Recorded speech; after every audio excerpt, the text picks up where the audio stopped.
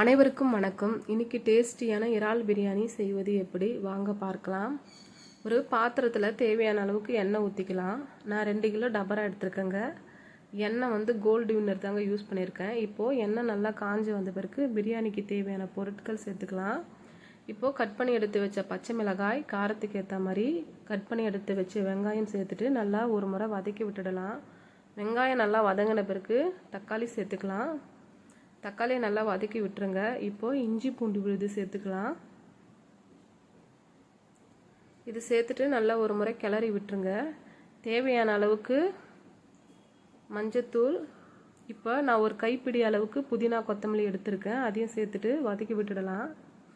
இப்போது இஞ்சி பூண்டு விழுதும் புதினாவும் நல்லா வதங்கணும். அந்த பச்சை வாசனைலாம் போகணும். அதனால் தேவையான அளவுக்கு உப்பு போட்டு நல்லா வதக்கி விட்டுடலாம். ஒரு 2 நிமிஷம் 3 நிமிஷம் மூடி போட்டு வச்சிடலாம். 3 நிமிஷம் ஆன பிறகு ஓப்பன் பண்ணி பார்த்துடலாம். இப்போ இந்த மாதிரி நல்லா எல்லாமே வதங்கி வந்திருக்கும். இப்போ தேவையான அளவுக்கு கெட்டி தயிர் சேர்த்துக்கலாம். நான் ஒரு லெமனை பிழிஞ்சு எடுத்து வச்சுருக்கேன். இப்போ லெமன் சேர்த்துக்கலாம். இப்போது லெமன் தயிர் சேர்த்துட்டு நல்லா ஒரு முறை கிளறி விட்டுடலாம். இப்போது பிரியாணி மசாலா, காஷ்மீர் சில்லி பவுடர், இது 2 மட்டும்தாங்க நான் சேர்க்குறேன், வேறு எதுவுமே சேர்த்துக்கல. இதை சேர்த்துட்டு நல்லா கிளறி விட்டுடலாம். கிளறி விட்டுட்டு தண்ணி ஊற்ற தேவையில்லை. இப்போது நான் வந்து இறாலை க்ளீன் பண்ணி எடுத்து வச்சுருக்கேன். இறால் சேர்த்துக்கலாம். இறால் சேர்த்துட்டு நல்லா ஒரு முறை கிளறி விட்டுருங்க. இந்த மாதிரி கிளறி விட்டுட்டு ஒரு 5 நிமிஷம் மூடி வச்சிடலாம். அந்த இறாலில் அந்த மசாலாலாம் நல்லா ஊறி வரணும். இப்போ 5 நிமிஷம் ஆன பிறகு ஓப்பன் பண்ணி பார்த்துடலாம். இறால நல்லா மசாலாலாம் ஊறி இருக்குங்க. இந்த மாதிரி அரை வேக்காடாக வேக வச்சு எடுத்துக்குங்க. இப்போது பிரியாணி அரிசியை சேர்த்துக்கலாம். நான் அரிசியை வந்து ஒரு 1/2 ஹவருக்கு மேலே ஊற வச்சு எடுத்துக்கிட்டேன்.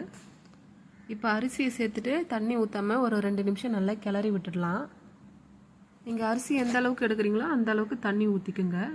இப்போ 2 நிமிஷம் ஆன பிறகு தேவையான அளவுக்கு தண்ணி ஊற்றிக்கலாம். தண்ணி ஊற்றிட்டு நல்லா கிளறி விட்டுருங்க. கிளறி விட்டுட்டு ஒரு 10 நிமிஷம் நல்லா வேக வச்சுருங்க. 10 நிமிஷம் ஆன பிறகு ஓப்பன் பண்ணி பார்த்துடலாம். இந்த மாதிரி அரை வேக்காடாக வந்திருக்கும். இந்த டைமில் நம்ம தம் கட்டிடலாம். ஒரு பாத்திரத்தில் தண்ணி ஊற்றிட்டு காற்று போகாத அளவுக்கு மேலே எடுத்து வச்சிடலாம். ஒரு 1/4 ஹவருக்கு மேலே அப்படியே விட்டுருங்க.